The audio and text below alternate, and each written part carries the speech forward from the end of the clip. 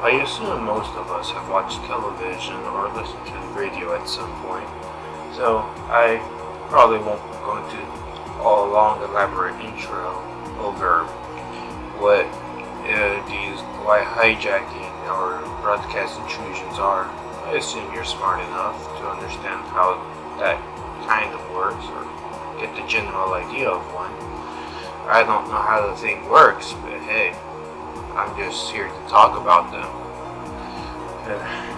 Although TV and radio are a dying medium, kind of makes you think of the good old days, huh? That sometimes some people just are tired of those and hijack them. I'm just here to talk about the more interesting cases that everyone loves to talk about. And for anyone's wondering, I'm mainly using 3 different people's videos, which I'll provide links to down in the description. William Jorge's video on broadcast intrusions, that creepy readings video on broadcast intrusions, and Tubbs' more recent video on the same subject. So, if I sound any bit similar to them, it's probably because it's intentional. But don't call me a copycat. I'm still pretty new to this. I haven't even found my style, which will probably come down in a few years. Alright, let's get right into it.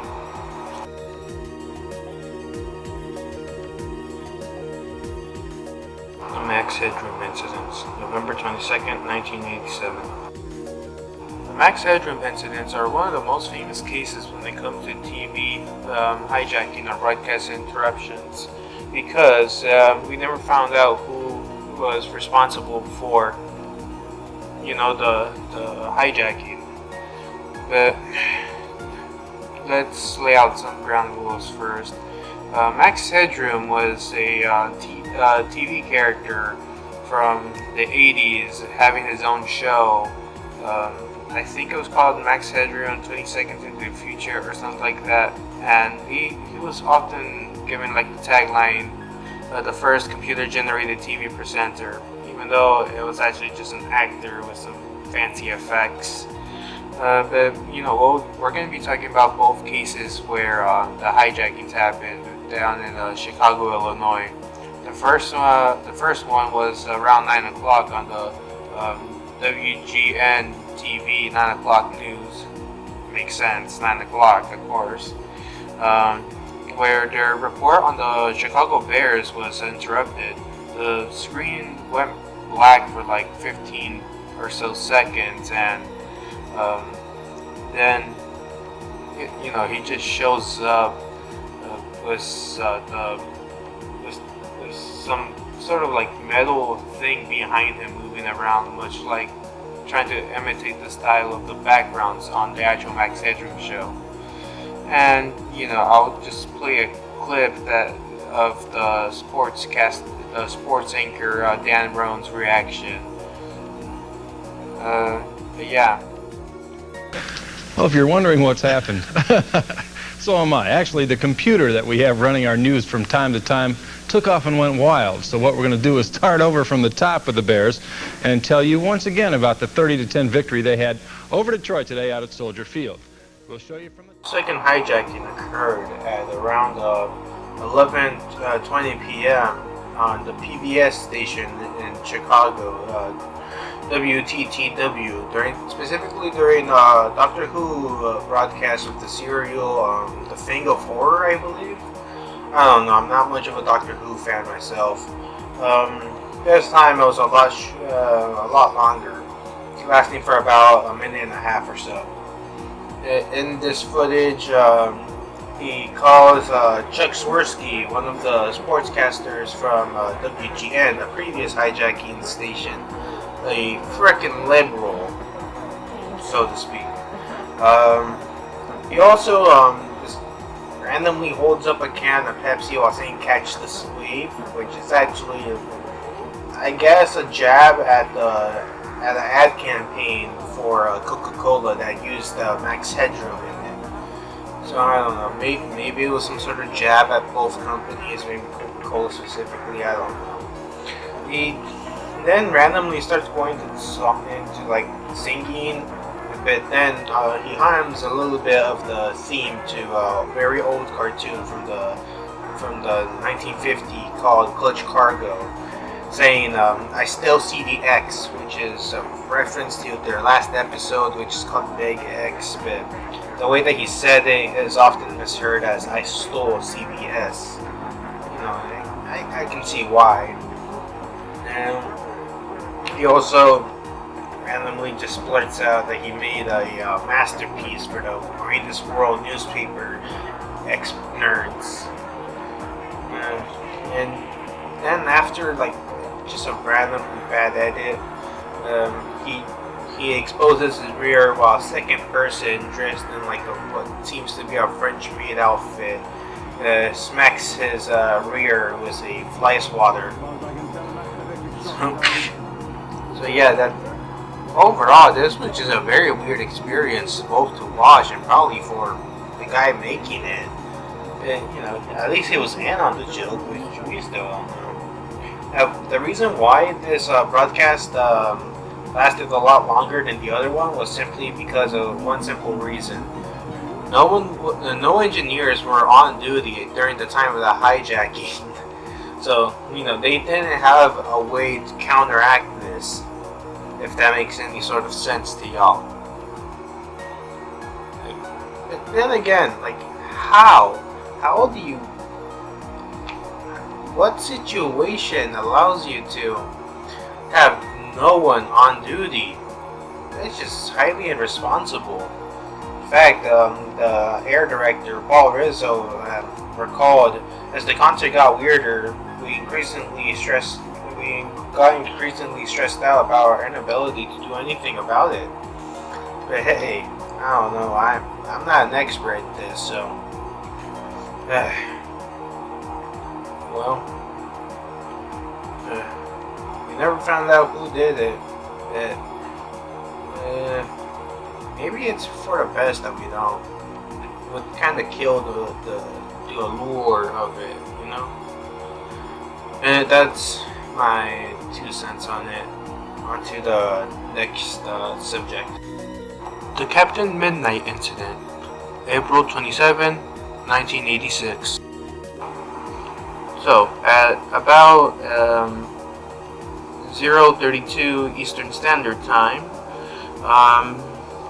American electrical engineer and business owner John R. McDougall, who was using the pseudonym Captain Midnight, jammed into the HBO satellite signal on Galaxy 1 during the showing of the film The Falcon and the Snowman.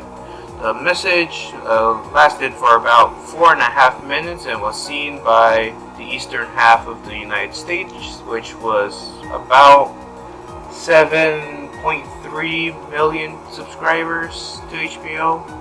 And the message was very simple, just saying, "Good evening, HBO from Captain Midnight. $12.95 per month? No way. Showtime/movie channel, beware."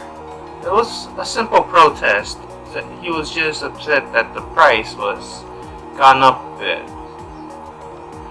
However, although most people saw this as just a minor annoyance, the FCC and the FBI investigated the jamming and took it a bit too far from considering it an act of video terrorism, which wasn't really his intent. He just wanted to just simply vent out his frustration directly to HBO. But unfortunately, it was taken as a more serious threat than it had to be. Overall, a pretty simple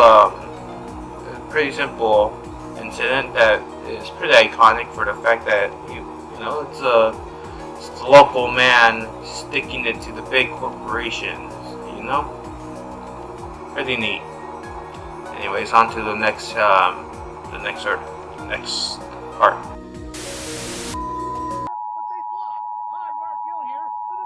Civil authorities in your area have reported that the bodies of the dead are rising from their graves and attacking the living.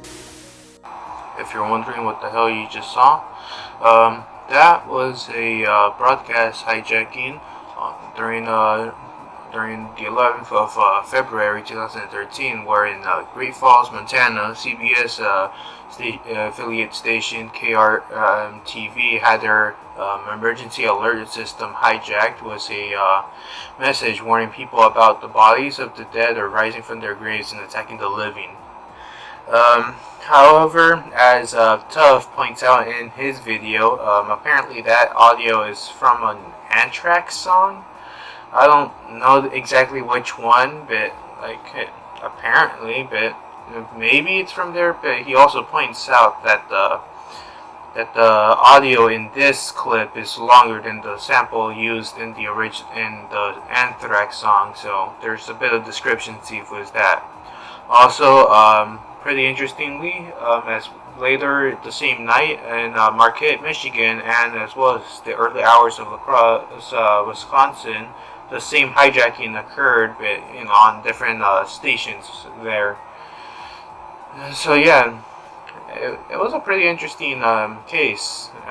Would have done the little intro thing, the little title card or something, but I wanted to jump scare y'all with it as much as I can jump scare, Vrillon of the Ishtar Galactic Command, November 26, 1977. The Rhodesian nationalist leader, Bishop Abel Muzorewa, has accepted Mr. Smith's offer to negotiate an internal settlement based on one man, one vote. But, he says, there are conditions. These include stopping the execution of all captured prisoners of war, allowing Giroux to take part in negotiations, being arrested. In Australia, Mr. Perry Packer's cricketers are still pleading the right. This is High Court decision. Smith is the ban on them playing test matches. This is the voice of Vrillon, representative of the Ishtar Galactic Command, speaking to you. For many years you have seen us as knights in the service. We speak to you now, to service them as we have done to your brothers and sisters all over this, your planet Earth. That right there was Vrillon of the Ishtar Galactic Command, whatever the hell that means. This occurred at the date as mentioned before, the title card. During a broadcast of a news bulletin on the ITN news station on Southern Television in the United Kingdom. The intrusion did not entirely get rid of the video, as you saw. It just heavily distorts it, but replaces all of the audio as a 6-minute speech about the destiny of the human race and a disaster to affect your world and the beings on other worlds around you. However, that was just super weird to begin with. Unfortunately, none of the people responsible for the hijacking have ever been identified, although some people actually believe that was a message sent from an alien race. But then again, some people pointed out that the quote-unquote alien spoke was a British accent. I highly doubt that an alien would have an accent from Earth, and what I mean. But yeah, that was pretty weird as well. And I guess, I don't really know how to talk more about this. It's just a very weird experience, and if you want to look more into it, I'll provide a link down in the description for all of the footage that I use of the hijacks. So yeah, aside from that, there's not really much I can say about this. Hey, it looks like you make it to the end of the video. Thanks. This is, one of the few videos that I'm still learning the ropes of video editing and making videos in general. So I'm honestly open to any sort of feedback. So leave a comment if you like, talking about whatever, or if you even just liked it in general. And if leave a like, share it with your friends. You do whatever it is that you can to make this channel grow. Because so I might actually be able to create some decent content someday. And when you want to be around for that. Anyways, I appreciate you taking the time to watch this video of mine, and I'll see you guys another day. Take care.